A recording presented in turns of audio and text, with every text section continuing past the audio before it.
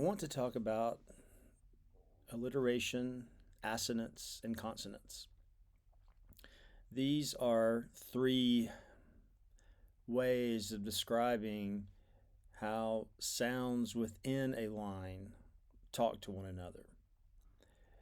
When we talk about rhyme, we are referring mainly to end rhyme, rhymes that occur between and among the last words of given poetry lines.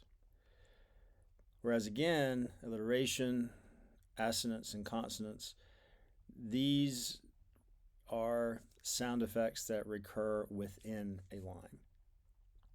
Now, just like rhyme, consonance, assonance, and alliteration is a poet's way of reinforcing meaning, of supporting meaning with sound. Assonance would be the repetition of similar vowel sounds in a poetic line. Consonance would be the repetition of consonant sounds within a line, but consonant sounds that occur within a word, not at the beginning of the word. Alliteration would be the repetition of consonant sounds at beginnings of words in a line of poetry. So, in order to exemplify these three terms, assonance, consonance, alliteration, and to show how these terms can help us grasp the poet's sonic intentions, well, not intentions necessarily, but what sonic effects are alive in a poem. Poet may have intended them, may not have intended them. I want to look at an Emily Dickinson poem that really is strong in its use primarily of consonants, but we see some effective assonance in the poem as well, and also we see some alliteration. So I hope that by the end of this talk, you'll have an understanding of these three terms and also understand how these sound effects can work within a poem. So I'll read the whole poem. It's short, and then I'll go through the poem more slowly and talk about these effects. Yeah. Famous Emily Dickinson poem. I felt a funeral in my brain, and mourners to and fro kept treading, till it seemed that sense was breaking through. And when they all were seated, a service like a drum kept beating, till I thought my mind was going numb. And then I heard them lift a box and creak across my soul with those same boots of lead again. Then space began to toll, as all the heavens were a bell, and being but an ear, and I and silence, some strange race, wrecked, solitary, here. And then a plank in reason broke, and I dropped down, and hit a world at every plunge, and finished knowing. Then, the poem ends with a dash, not a period. So, crudely, I can say that the poem seems to be about a person who is suffering some deep mental distress, agitation, anxiety, what we might even call depression, to the point where the speaker feels like something inside of her is dying. There's a funeral taking place in her brain. Something within her is dying, dead. But what is that? Well, the speaker herself is in that coffin. So it's as if something within the speaker is dying, that something is indeed her very self or her very understanding of herself right now. And she imagines herself in the coffin. She imagines the mourners walking around the coffin. She imagines the coffin being lowered into the ground, which would be the ground of her own brain, and imagines feeling alone in that coffin, and then feels like the bottom of that coffin breaks out and she starts falling down into some sort of abyss. And throughout the poem, there's a sense that maybe her brain is breaking down. She's going insane. Then a plank in reason broke, suggesting that her reason has gone away. Or there's a sense that because of the treading of the mourners, my common sense, my ability to sense the world is breaking down.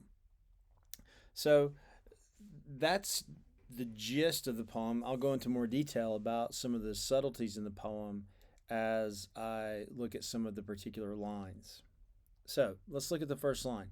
Um, I felt a funeral in my brain, and mourners to and fro kept treading, till it seemed that sense was breaking through. I'm not going to look at every single sound effect. I'm only going to look at the ones that seem especially prominent. So if we look at lines 3 and 4, what are these mourners doing? They kept treading till it seemed. Do you hear those T sounds? Those strong t t those T sounds. It's like they strike almost as if they mimic the treading sound of those walking. The same with the D, d, d. It's a dental sound. T, t, a dental sound. Takes meaning the tongue is behind the teeth. And there's sharp sounds like the steps of these mourners would be sharp sounds. Kept treading till it seemed. So hear that you have 2D sounds, tread, no, 3D sounds, treading, seemed. Then you have these T sounds, kept, tread, till it. So the striking of those consonants, this would be an example of consonance, the repetition of the same consonant sound in a line that creates these little tiny rhyme-like feelings, you know, and it really kind of reinforces the violence of the language with the sharp sounds of the consonants. Now there's some assonance too, which is repetition of vowel sounds, where we hear treading. We have the the EA sound, and then that picks up in the next line with breaking. So we have sometimes in assonance we'll have similar sound effects, vowel sound effects in the line, yes, but sometimes those carry over to the next line, creating again another kind of rhyming effect, a tiny rhyming effect within lines, not at the end of lines. Of course, we have inline rhyme here with to and fro. I felt a funeral in my brain, and mourners to and fro kept treading till it seemed that sense was breaking through. We have fro and through as a kind of off rhyme or a slant rhyme. But the treading, the EA and treading picks up the EA and breaking, and there's a kind of rhyme there. And what does that do? That ties the treading to the breaking. The treading causes the breaking. So there's an idea here that it is indeed the treading that causes the breaking. Those sound effects put those words in sonic relationship. Sense was breaking through. What does that mean? Does that mean sense is breaking down? The person's losing common sense. The person's losing the ability to sense the world accurately? Or does it mean that a new sensibility is breaking through? Does it mean that something that has been hidden, an insight, a vision that has been hidden is now breaking through, like light breaks through the crack in a piece of wood or a blind? Don't know. So there's a kind of irreducible duplicity there in that line, in that stanza. We don't know if this is a poem about a person breaking down or a person on the verge of a new insight. Next stanza, again, I'll just focus on certain effects here.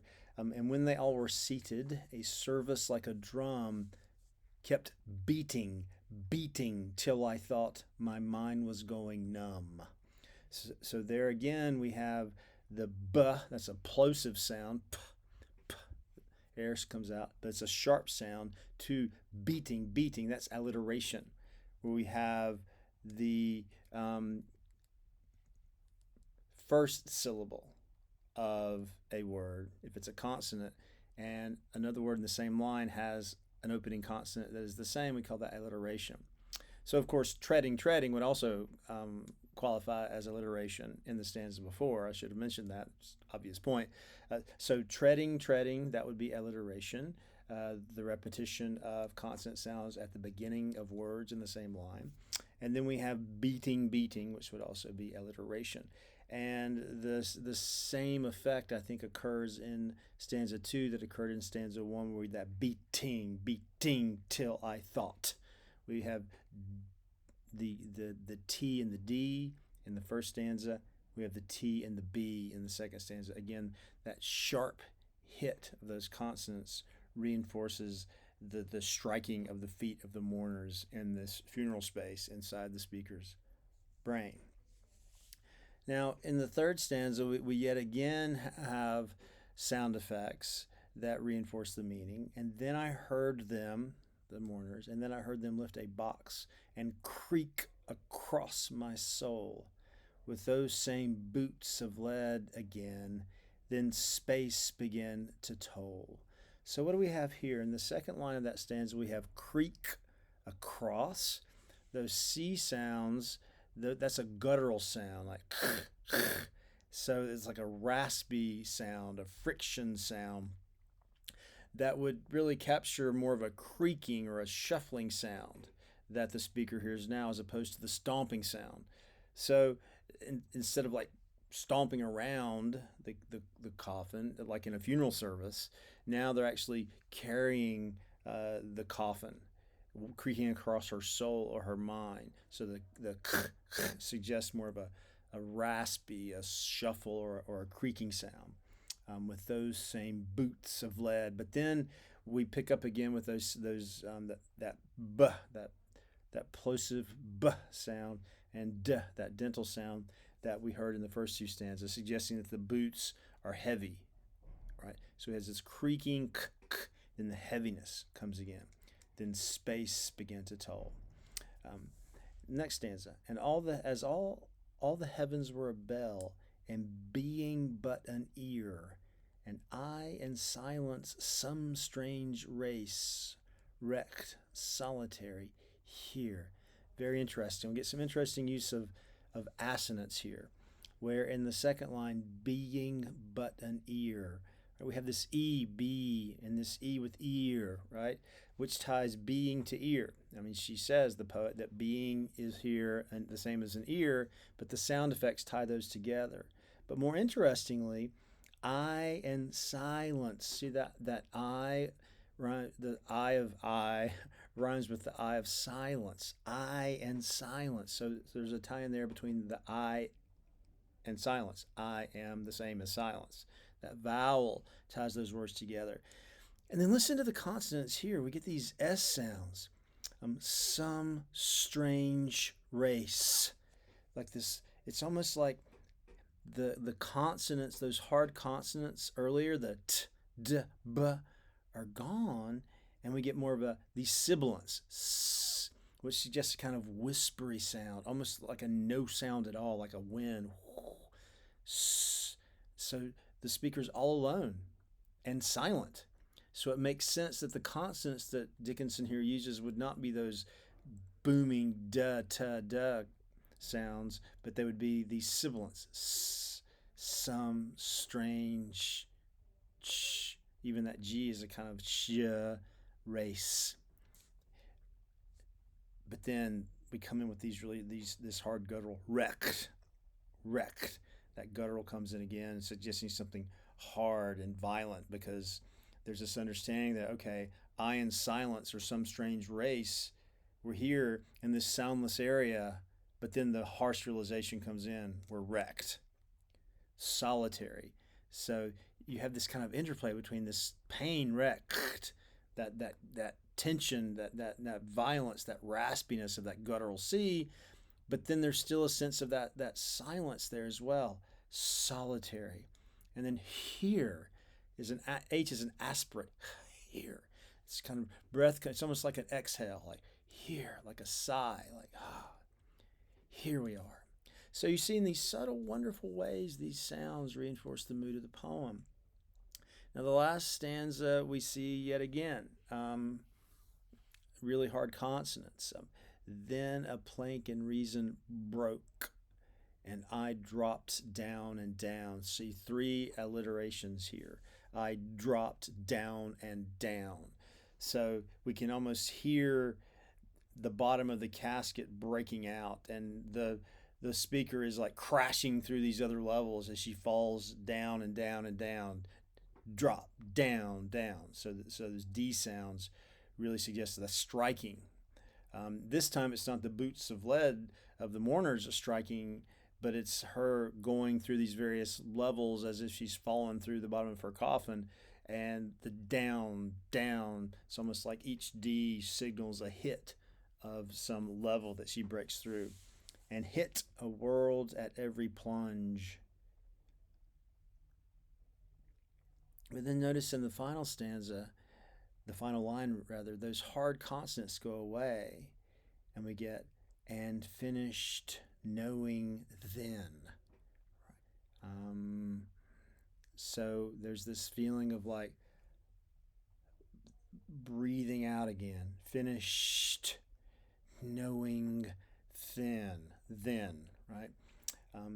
So then kind of rhymes with plunge. Those ends kind of talk to each other, suggesting that the plunge is a kind of ending of knowing. Now, what does this mean? Does the ending of knowing mean she's gone into oblivion, that she's dead and gone for good? She knows no more because her body and brain are dead? Maybe. Or does it mean that she's finished knowing in an earthly way and now she knows in another way? She knows in a way that's beyond language. She knows in a way that's beyond articulation now. We don't know. But again, I'm pointing to the fact that the poem has two diametrically opposed interpretations, suggests two diametrically opposed interpretations. One is about someone having a kind of mental breakdown. The other is that as a person in intense pain, but the pain is pushing them to a new insight that they don't yet have language for. But there's a kind of release there with a finished, again, almost kind of an exhale, knowing, and that in and knowing picks up with the in and then, and picks up to the in and plunge, finished knowing then, and then there's the dash. So the plunging and the knowing kind of rhyme with one another, but the then, which is a time marker, which points to what? Does it mean then that happened next? So there's a sense here that knowing, rhyming with that in sound, knowing is openness to what's coming next, but you don't know what it is. You can't name what's coming next because you don't know what it is. So the plunge and the knowing and the then, all three push toward this idea that plunging and knowing is all about being open to then what comes next. What comes next? We don't know yet. We don't know yet. We don't know. We can't name it next. So those sounds point to the more optimistic reading of the poem as a poem about pain producing an insight that could not have come without the pain, as opposed to the more pessimistic reading of the poem, which says that it's about a person having a mental breakdown. So there you see how consonants, repeated consonant sounds within a line, sounds not coming at the beginning of a word. We see how alliteration, repeated consonant sounds in a line, coming at the beginning of the word. And we see how assonance, repeated vowel sounds within a line. We see how all three of these ways of describing sound effects can help us gain a deeper understanding of the poem, in particular Emily Dickinson's I Felt a Fear on My Brain.